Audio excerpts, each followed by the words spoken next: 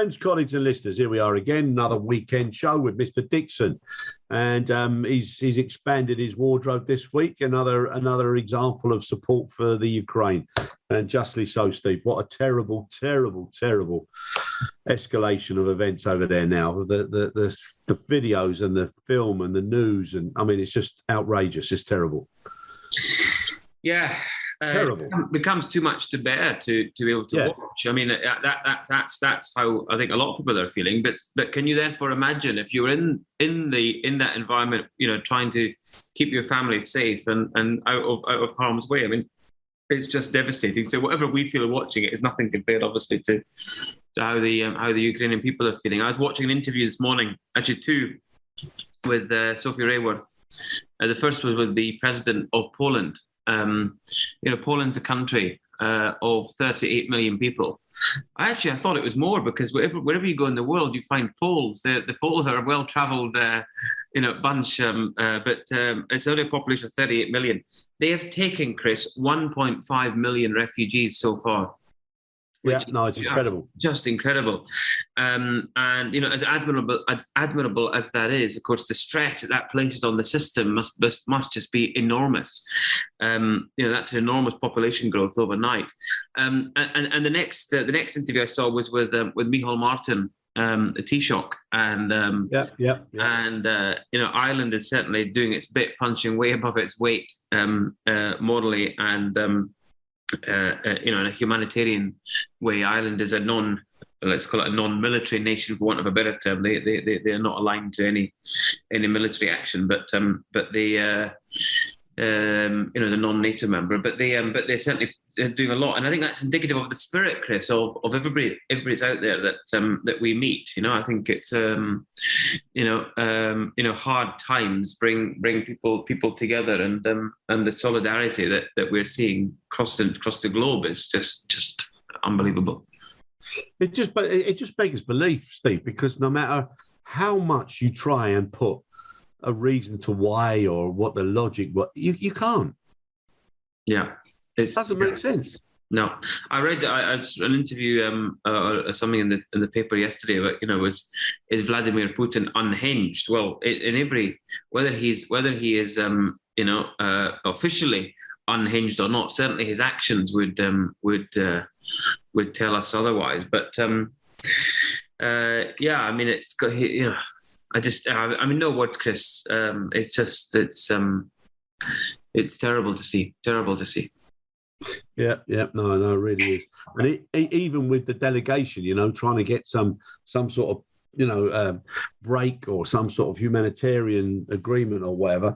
And I was reading there earlier as well, is that the Ukrainian Secret Service actually shot dead one of their members of the delegation, because they thought that there was a little bit of skullduggery going on. So, I mean, when it escalates to that as well, I mean, it's just such an awful situation for everybody being. Yeah. But now that the UK has got the visa issue, seems to have, at least got that sorted out, I think there'll be a lot of sponsorships going on. There'll be a lot of people putting their summer houses or their available space up for some of these poor families until they can be reconciled with their breadwinners. It reminds me of the crisis, Chris. Do you remember in Romania in the late 80s and 90s? With the kids.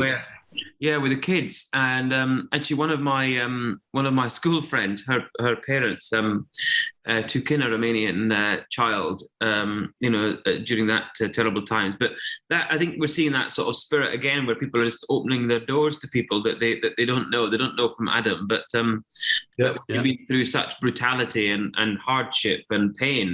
That's just the right thing to do. So, 100%. And I mean, I just can't imagine it now. And the logistics involved in repairing the country afterwards, and then trying to repair the mental scars and the unnecessary loss. It's just, I mean, for generations it'll be a terrible thing. Anyhow, please God, something good will come, and prayers out to everybody involved. The other tragic thing on one of the shows, Steve, we were talking about the Antonov and whether or not it had managed to survive. Well, unfortunately it didn't, but it's just a waste, isn't it? Mm-hmm. Yeah. Absolute waste. then that obviously now segues into the lessers problems, with the aircraft. So Western-built aircraft in the hands of Russian operations and, asset exposure, and whether or not there'll be repossessions or sanctions, that's going to have further impact on the capacity available in the market. So, that's more problems for them as we move forward. Yeah. I think. Yeah, a lot of horror stories now, Chris, of both OEMs have withdrawn their support for Russian operations, but of course that gives the lessors a major headache, because now in terms of technical support and updates and so on, neither Boeing nor Airbus are supporting their fleets in Russia. But of course, both AerCap and Avalon have got massive exposures to. It's amongst others, I'm sure. But that gives them a massive headache for the return. So I've heard horror stories of aircraft flying without C of A's, and aircraft that just, I think one the other day that managed to escape, before it was sort of impounded in Egypt. The Egyptians were about to sort of clamp the thing or lock it, put a vehicle behind it before it could get out. But it managed sort of, under the cover of darkness, they got it out. But without any approvals or permissions. You imagine sort of the threat to then, I would say not direct threat, but indirect threat, sort of safety and standards and compliance. Yeah. Technical records and all that sort of stuff. Who knows what that will look like now. So massive headache for our colleagues in the leasing space. You wouldn't want to be a lessor right now. And just when things were looking like it was, they were the saving grace, and they were going to have such a huge opportunity to help out. Yeah, exactly. Terrible. Now, also one of the things that we spoke about as well was cybersecurity, and expediters was one of the examples. But that's also such a huge threat. I mean, they're back online now, but they're still suffering, and the after effects of a real effective hack can be absolutely demoralizing and destructive. It's crazy, Steve. Huh? Yeah. And how many companies now are preparing themselves for that sort of exposure? Well, I think if they haven't, they ought to, and if they're not, they should. So Chris, does that mug say 18? Is that with your 18th birthday gift? It's in good nick. Mate, yeah. So. Yes, it does. It is very, very astute, my friend. Very astute. Great observations. If only. I'm glad the mug's in greater nick than. Yeah, if only, mate. Oh dear, I do make myself chuckle. And in these trying testing times, Chris, you've got to have a laugh. No, yeah, yeah, especially if it's at my expense, eh? Yeah, absolutely. 18. I wish, mate. I wish. Yeah. Yeah. No, well, mind you, you're not much older than that yourself now, so you remember. That's might even be your mug. It might even be your mug, mate. Well, all this health kick I've been on, my intermittent fasting, my bit of exercise, I'm reduced alcohol intake. What? Yeah, absolutely. You don't look like this, Chris, by drinking 6 pints of Doom Bar every day. Oh, here we go. Well, look. Well, if that's the case, then I must be drinking it by the barrel, son. No, I know.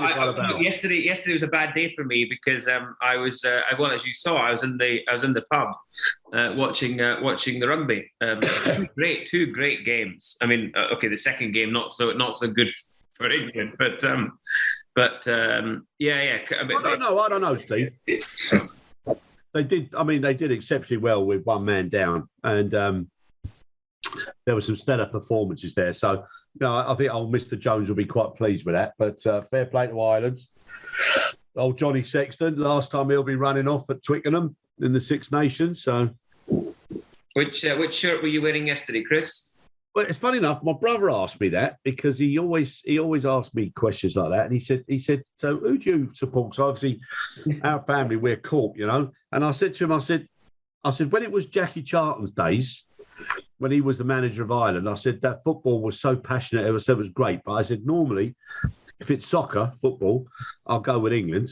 but if it's rugby, I tend to go on the Irish side, you know. Weird, but but as long as both teams play well and someone does well, then good. But I was also pleased with the way Italy played, Steve, against Scotland. Scotland, I mean, shambolic. I mean, they got there in the end, but I mean, it was not easy for them. They give away so many penalties each time, Chris. I don't understand how Scotland give away so many bloody penalties. Yeah, it's incredible. The penalties are the downfall, and that's why France are doing so well at the moment. But France are flying. I must say that the France-Scotland game, the annihilation 2 weeks ago, was one of the best games I've ever seen. Because of course I like to rub it in with the sweaties, the sweaty socks, the jocks, and because they, a lot of my friends and family will get rather upset the fact that I'm happy to wear an England shirt. But that comes from 22 years of living in England, Chris, which is longer than I ever lived in Scotland. So yeah, even with the accent, eh? But listen, even with the accent. Talking about the Italians and stuff, I think they've got to be allowed to stay in, so that from grassroots levels, because their younger teams are doing quite well.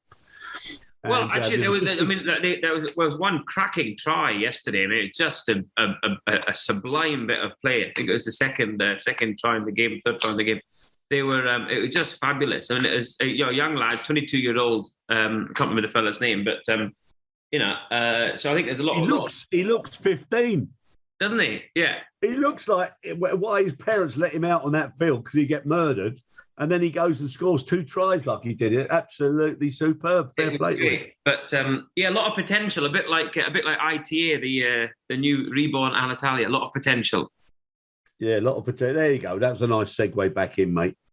Nice. Well, we better talk about aviation in some regard, I suspect. It is. It's just that nothing's really great at the moment, is it? I mean, my God, capacity down, prices up, everybody's complaining. Here's something I want to ask you, right? Several people called me now, right, during this last week. Okay, now here's something I want to ask you. A particular airline, okay, imposes a written contract guarantee if they book cargo for over a ton, right? I.e., if it doesn't turn up, if it's not on time, you still have to pay for the capacity, right? Yet, if you get it there and you've got it in time, but it gets offloaded or bumped or part ship, they don't pay anything back. How does that work, Steve? Well, I'd say the person that negotiated on behalf of the shipper was a British ship procurement fella.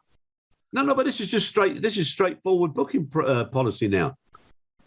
If you want to make the booking and it's a ton and above, you've got a right contract that you pay whether it turns up or not. Well, but if it doesn't fly as booked, well, it's the same way that airlines get away with it with the passenger business, Chris. Exactly the same. You've got to be there on time by -45 or by -40 or before the bag drop closes. But the aircraft can leave 3 hours late, and you're still going to be there on time. The airline don't subject to EC 261, and then your bag doesn't turn up when you get there. But if you're not there on time to drop your bag, you're in trouble. So, hey, look, there's lots of examples of that, I guess. But there's a lot of disparity now, and the prices. I mean, it's absolutely ridiculous. Some of the prices and the service levels aren't anywhere near what you should be expecting for those sort of rates. Steve, it's terrible. Yeah, we won't fix that in our short session. But as I was reading on some of the news there, TAV Airports, they've won a few awards from ACI World. So, it's good to see the old Turkish lads spreading their wings as usual, but they're pretty good at it. Yeah. Look, I mean, they've been interested. I mean, they slowed down a little bit of the international expansion, I sense, but some of that will come back. But TV, I mean, I've always liked TV. Our first dealings with them internationally was in Medina. Yes. Remember, Chris? Yeah. I do indeed. A fantastic job. Yeah. At Medina Terminal, it was sort of one of the best run airports in the kingdom until the new airports came along. I mean, the new Riyadh Terminal 5 and Jeddah Kaya, as they call it, Terminal 1. Yeah. But good TV. I mean, I was in Istanbul a couple of weeks ago, passing through again next week. And I mean, the scale of operations in Turkey, Chris, are just massive. I mean, that the airports there have just returned to I suspect. I mean, anecdotally, of course, but I suspect pretty much normal levels. Yeah, and for anybody who gets the chance to travel through Istanbul, in my opinion, the best business lounge in the world. Oh, it's fabulous! Yeah, absolutely. Like a little game of golf, or table tennis. I mean, it's pretty cool. It's fantastic, isn't it? I remember getting delayed there, and they said, "We're so sorry, so we have to send you to the lounge for 3 hours." And they must have been so surprised to see so many people so happy. Yeah. Absolutely no problems at all. Yeah. Right, fuel prices again, madness, isn't it? I seen a lovely joke that was sent round to me where this guy pulls into the garage, and the pump attendant says, "What can I do for you?" And he undoes the window, and he says, "What can I get for this?" And he gives him €5, and the pump attendant puts the pump up to his nose and lets him smell it. Yeah. But that's about as good as it gets now. But it's incredible the difference now, Stephen, eh? Oh, yeah. It's gone mad, Chris. I think. I mean, I've seen a lot of memes this week. Similar sort of stuff. I mean, there's always the joke that we could buy a liter of water. A liter of fuel was less expensive than a liter of water in the Middle East. But not so sure that's the case now. It's just mad. It's mad. Yeah. And what about yourself, Steve? Any news from your travels this week? News from my travels this week? No, I've been. Where was I? This week? I was in Manchester this week. I was up north in the northwest. Actually, the sun was shining. I was extremely surprised. The sun was shining. Weather was decent, but no, very, very good, very productive meetings this week. I'm off to Cyprus today, which should be nice. Bit of winter sun, I wish. Haha. No, just in case my wife's listening, it's not for the winter sun, darling. It is for work meetings, and then back to Malaysia next week. So next week I'll be back with you from Asia again. Okay, well you're back home. You're back home next week here. I am. Yeah. Nice one. Right, Stevie. Listen, it's a short one this week, but I think justly so because, like you said at the beginning, it's just terrible to see such awful things happening in the world, and everything else then pales into insignificance almost. So, let's hope for a little bit of more good news next week or some sort of developments anyhow. And I'll speak to you next Saturday or Sunday, Steve. Great stuff. Look forward to it, Chris. Yeah, and the t-shirts are great, my friend. No worries. Have a good weekend. All right, lovely boy. Take care of yourself. All the best. See you. Bye. Cheers now. And thanks for the remarks about the 18 Cup, mate.